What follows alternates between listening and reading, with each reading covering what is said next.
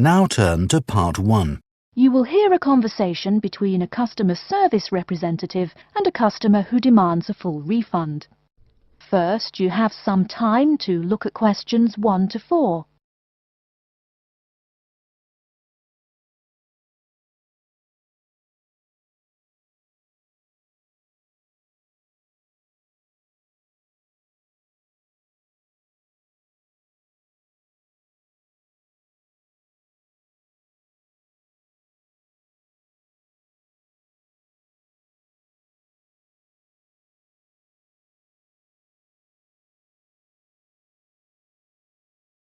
You will see that there is an example which has been done for you. On this occasion only, the conversation relating to this will be played first. Hello and welcome to Under Pressure Enterprises Customer Service Department. This is Kelly. How may I help you? Yes, I'm calling about one of your rice cookers I just purchased. The customer says that he is calling about one of the rice cookers he just purchased. So, rice cooker has been written in the space.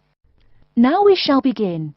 You should answer the questions as you listen, because you will not hear the recording a second time. Listen carefully and answer questions 1 to 4.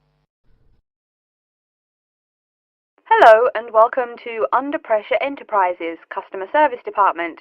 This is Kelly. How may I help you? Yes, I'm calling about one of your rice cookers I just purchased. What seems to be the problem, sir? Seems? There's no seeming about it. The blasted thing shoots hot steam all over the place, that's what. It nearly scalded my hand when I went to open it. Why, it could have killed the cat or something. It could have exploded and killed my wife and me. Sir, please calm down.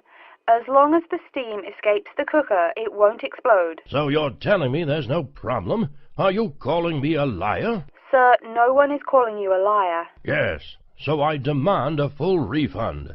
Under Pressure will be happy to refund your money, sir. Now, I just need some basic information. Okay. Sorry, I do tend to get a little hot under the collar. My wife tells me to slow down. So, what do you need to know? Sir, don't worry. I just need to ask you the model number of the cooker. Where are my glasses? Here. Let's see. It's R242. R242. Okay. And how much did you pay for the product? £89.99. It was on sale, I guess I should tell you. Thank you, that's honest of you. Now, where did you buy the cooker? Which store and which branch? At that big Electric Life appliance store downtown. The city centre branch? That's the one. And you say the problem is that the steam escapes? Yes, it does. No problem, sir. If there's steam escaping, clearly the cooker is broken or defective. So we have an R242 cooker with an escaping steam problem. It was bought from Electric Life City Centre branch for $89.99. Is that correct? Yes, that is correct. Oh, I nearly forgot. When did you buy the cooker? Just as soon as my wife got the crazy idea she'll live longer if she stops eating good English food, roast beef and mash. No, all she says she wants is rice and vegetables and sauces you'd not soak your feet in. Before you hear the rest of the conversation, you have some time to look at questions 5 to 10.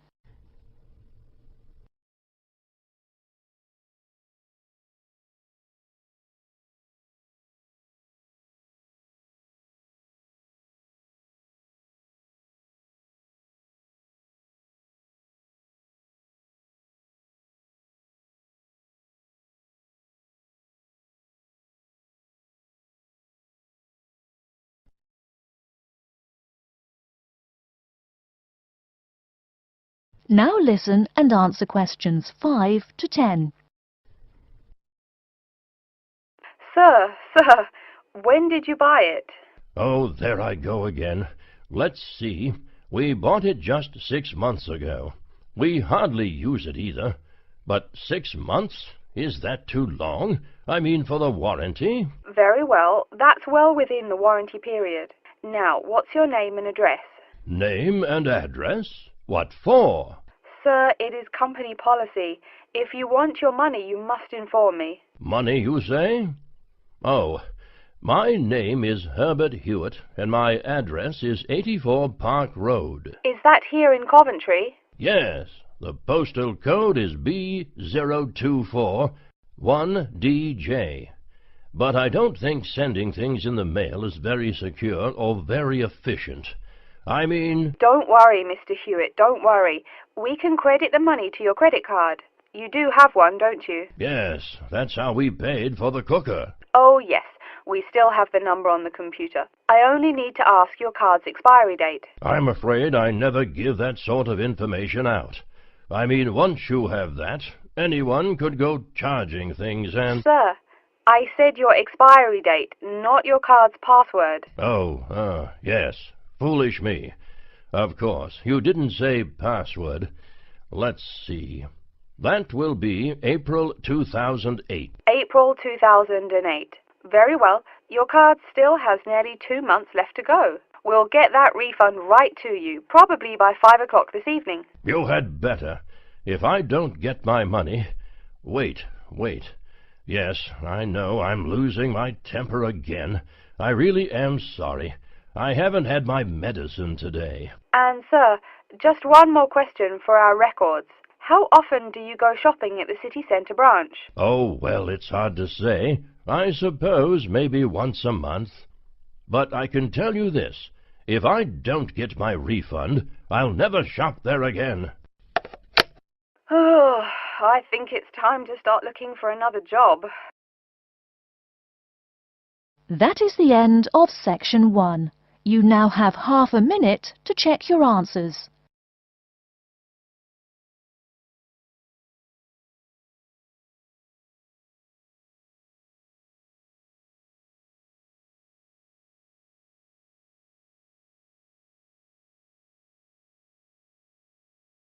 Part 2. You hear a talk by a counsellor from the University of New South Wales, who will introduce some useful facilities and services on the campus. First, you have some time to look at questions 11 to 15.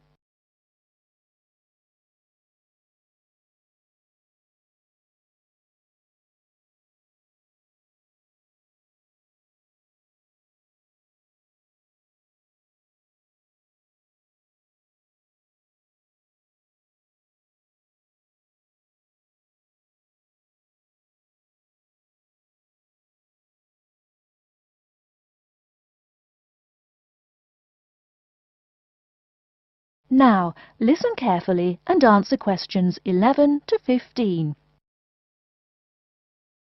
Hello everyone, and welcome to the University of New South Wales. The first thing I'd like to do at today's orientation session is get you all oriented. That means tell you the location of some useful facilities and services. So, first of all, take out the maps we gave you all as you came in the door. The map is the big yellow sheet of paper. As you can see on the map, north is at the top, south at the bottom, etc. Which way is north? Well, look through that window on my left, your right. See the rising sun? That would have to be east. So north must be directly behind me. Now, we're at the campus main gate. The recreational facilities are on my right hand, and its opposite is the student centre. No questions? Good. Pretty easy, right? Okay. Did everyone eat breakfast at the student food service this morning? Was the food good? Yes, I am joking. I've eaten there too. So, after a meal like that, you must be eager to go to a doctor, right? Well, I have good news for you. The Student Health Centre is located about half a kilometre straight north of here. Look on your maps. You see the street on the east side of this building? Ned Kelly Avenue? Just follow that about 500 metres and the health centre will be on your left at the 3rd cross street. Now, I know you all just got here, so you must be wondering how to tell your folks you've arrived safely, how much you miss the dog, and how you already need more money. If you don't have an iPhone, you probably are wondering where to find a computer. Well, I have good news. If you go straight out of its door and walk down the garden street, you'll see the internet unit on your left side, just next to the gym. The hours are posted on the door, and the computers are free, but you must bring your student ID card with you. Like I tell everyone, if you need help with anything, you can probably find right here in the Student Centre. Do you see the 4 buildings there between the Student Centre and the library? Those are the dormitories. The men's dorms are the 2 on the south, the women's the 2 on the north. Okay, I'm sorry to have to tell you, but the university has been doing a lot of repairs and remodelling, and it's not all done yet. So there may be some small problems with your dorm rooms. Maybe the window doesn't open. Maybe an air conditioner is missing or does not work. If there are any problems, you can go to the complaint office, which is right beside the teaching building between the Parker Street and the Cramer Street. Just tell them your problem, and they should have it fixed by the time you graduate in 4 years. I'm joking, but please be patient. There are a lot of little things they need to take care of. Tired of the school food? No? Give it a week. Or maybe you just need a place to get coffee in the wee hours of the night during one of those marathon study sessions. Either way, you definitely have to check out the little cafe just past the women's dormitories. They've got free Wi-Fi, so a lot of students saddle up with coffee and a bagel for hours on end to get work done. Before you hear the rest of the talk, you have some time to look at questions 16 to 20.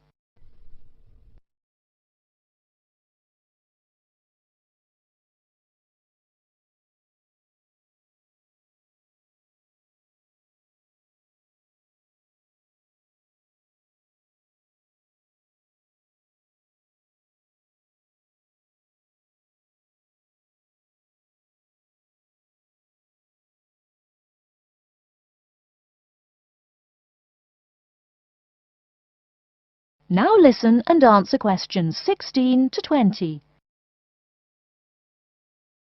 As for the dorm rooms, I have some bad news and some good news. The bad news is the rooms are small and you'll probably be sharing space with at least 3 other students. The good news is that each room has its own bathroom. What's good about sharing a bathroom with 3 strangers? Good question. Okay, call it bad news and worse news. Hey, maybe try this for good news. Each dorm has a kitchen. If you want to make snacks or meals, you can do it there. You can buy food containers at any campus convenience store, so you can store your food in the kitchen. But a word of warning, you should definitely write your name on your food containers. Sad to say, there are food thieves among your fellow students. Speaking of thieves, a word about security. I mean, this is Australia, and we do get drunken bush rangers wandering onto campus. Each of you will be given a key for your dorm room. Don't lose it. You have to pay for any replacement and fill out a bunch of papers too. Red tape, huh? Your key does not work for the front door of your dorm, however. To the right of each door, there's a keypad with numbers. When you move in, they will tell you the code you use to enter the door. Please do not tell the code to people who do not live in the dorm. Let's see. Have I forgotten anything? Oh yes, most of you are not rich, correct? So when your clothes get dirty, you can't just throw them away and buy new ones. That means you have to learn to do laundry. Or, men, that means you have to hurry up and get married.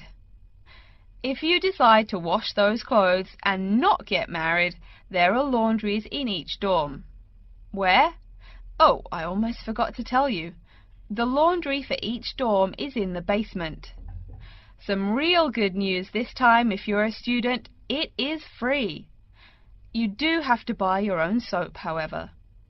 The laundry closes, by the by, at 11:30. And now that I've mentioned 11:30, please remember, the dorm doors are locked at 11:30 p.m. Your code will not work. If you want to get in, you'll have to call the night watchman. Don't worry, you can get that number at the dorm office. Yes, the dorm office and the complaint office are the same office. All right then, before we continue, are there any questions? That is the end of section 2. You now have half a minute to check your answers.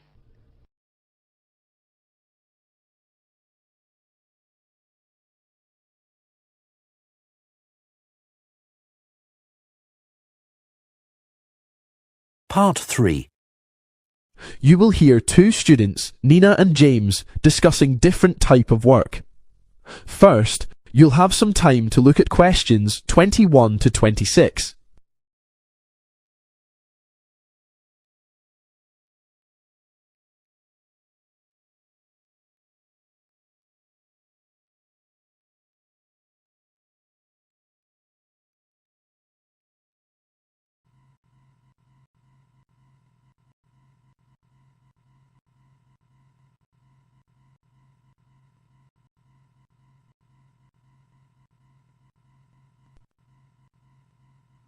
Now listen carefully and answer questions 21 to 26. So, James, have you thought about getting a part-time job? I was looking into a few options, and there are actually quite a lot out there. Yeah, I have. I think working in retail might be a good choice. You get to meet people, and some stores offer employee discounts, which is a nice perk. Yeah, that's a fair point. What about waiting tables? Some of my friends do it, and they make pretty good tips. True, but I heard retail jobs can be exhausting, especially during sales seasons. You're on your feet all day dealing with customers. I've thought about that too, but I feel like it can be really stressful, especially during busy hours. Plus, dealing with rude customers doesn't sound fun. That's true. What about babysitting? It pays well, and if the kids are easy to handle, it's not too bad. Yeah, but it depends on the family. Some kids are a nightmare. You could end up with a toddler who throws tantrums for hours, or a preteen who's glued to their phone and ignores everything you say. Plus, you need to be super responsible. What if they get hurt? Or what if someone breaks in the house while you're there? It can be a lot of pressure. That's why I think freelance work is a great alternative, like writing or graphic design. You can work from home and set your own schedule. That sounds great, but don't you need experience for that? Not always. You can start small, like writing blog posts or designing simple posters. There are tons of online platforms for beginners. That's interesting. What about tutoring? I know some students who make good money helping younger kids with math or English. Tutoring is a solid option, especially if you have a knack for explaining things, such as difficult math formulas or abstract ideologies. It also gives you a chance to practice good on college applications. Yeah, that's true. So, what do you think you'll go for? I'm leaning towards freelance work or tutoring. What about you? I think I'll try retail first and see how it goes. If it's too tiring, maybe I'll switch to tutoring. Sounds like a plan. Let's see where we end up in a few months. Before you hear the rest of the conversation, you'll have some time to look at questions 27 to 30.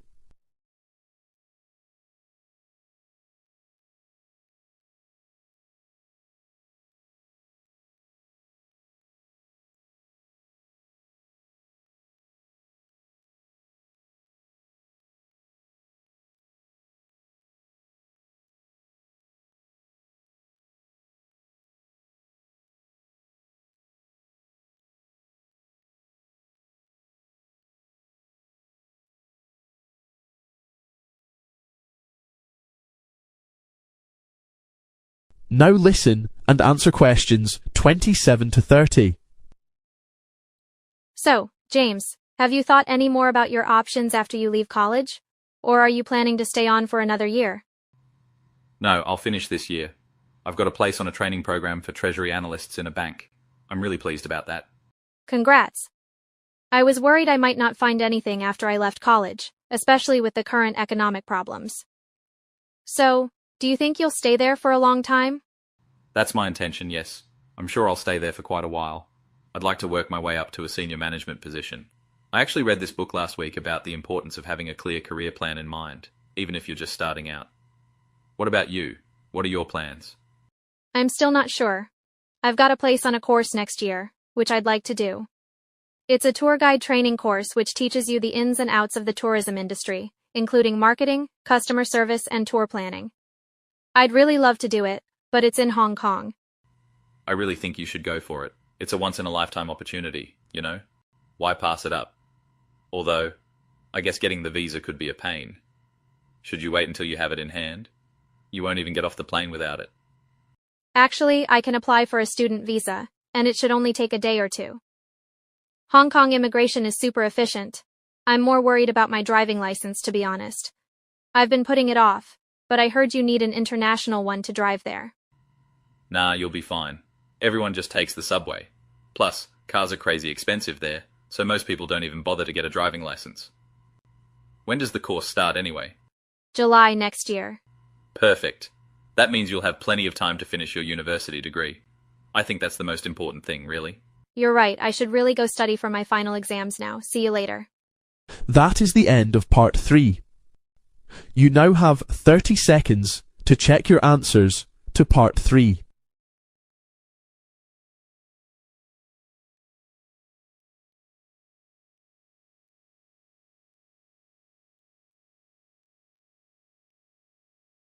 Part 4. You will hear a man giving a talk about antibiotics. First, you'll have some time to look at questions 31 to 40.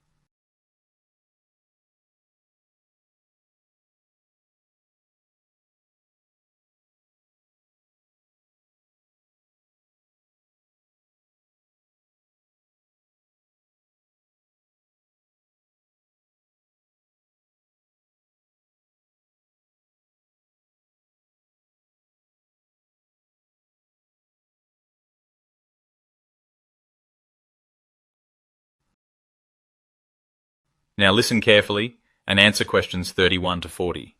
Good morning. My name is Dr. Green, and I'm going to talk to you today about antibiotics. Antibiotics are medicines that are used to treat bacterial infections. They're sometimes called antibacterials. They work by killing bacteria or preventing them from spreading, resulting in sicknesses or damaged immune system. This helps the body's natural immune system to fight the bacterial infection.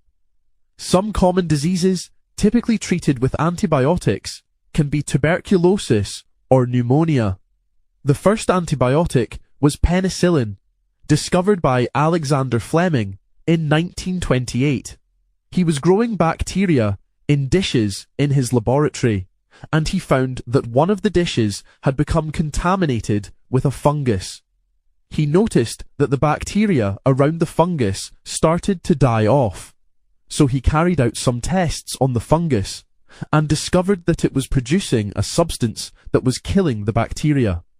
He called this substance penicillin, and it was the first antibiotic. Fleming published a paper on penicillin in 1929, but at the time it was very difficult to produce penicillin in large amounts, so nobody was interested in taking it further.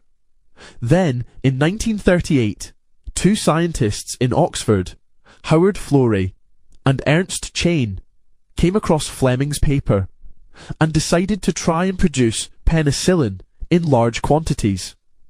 The first thing they had to do was to obtain some of the fungus that produces penicillin, so they wrote to Fleming and he sent them some. They managed to produce enough penicillin to test it on mice. They infected the mice with bacteria and then gave half of them penicillin. The mice that were given penicillin survived, but the others died. Florey and Chain wanted to test penicillin on humans, but they could only produce very small amounts of it. They managed to treat one man who was dying of an infection, and he began to recover, but then they ran out of penicillin, and he died. However, they had shown that penicillin could be used to treat infections in humans. Florey realized that in order to produce penicillin in large quantities, he would need help from a drug company. He went to the United States to try and find one that was willing to help, and he managed to get a company called Merck to produce penicillin for them. In 1944, they had enough penicillin to test it on a group of patients.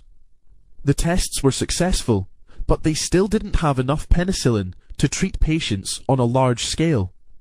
Then, in December 1941, the United States entered the Second World War, and the government realized that penicillin could be useful for treating soldiers who were injured in combat. They gave Florey and Chain a grant to enable them to work with more drug companies to produce penicillin on a large scale. By 1944, there was enough penicillin to treat all those who were wounded in the D-Day invasion of Europe. The discovery of penicillin led to the development of many other antibiotics. However, there are two problems with antibiotics. The first is that they don't work on viruses, so they can't be used to treat illnesses like flu or the common cold. The second problem is that bacteria can become resistant to antibiotics. This happens when antibiotics are used too often, or when patients don't complete the full course of antibiotics, which should last 5 to 7 days. In these cases, some bacteria in our bodies can survive and develop resistance to the antibiotics without our knowledge, so they are no longer effective in treating infections. In recent years, scientists have been developing new antibiotics to deal with resistant bacteria. However, this is a very slow process, and there are now some bacterial infections that cannot be treated with any known antibiotic.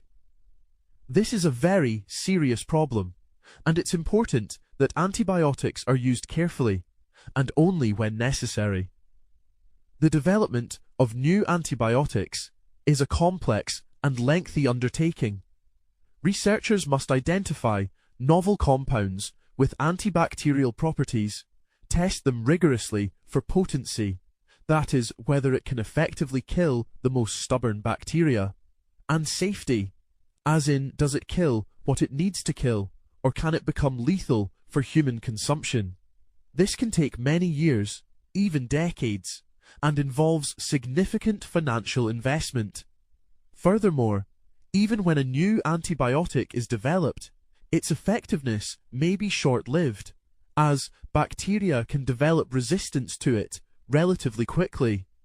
This creates a constant arms race between bacteria and scientists, who have to work tirelessly to solve new rising issues. The World Health Organization, WHO, has unequivocally stated that antibiotic resistance is a major threat to global health, a crisis that jeopardizes decades of progress in modern medicine and imperils the lives of millions. This isn't a distant problem for the future, it's happening right in front of our eyes. Okay, that's all I have to say about antibiotics. Does anyone have any questions? That is the end of Part 4. You now have 30 seconds to check your answers to Part 4.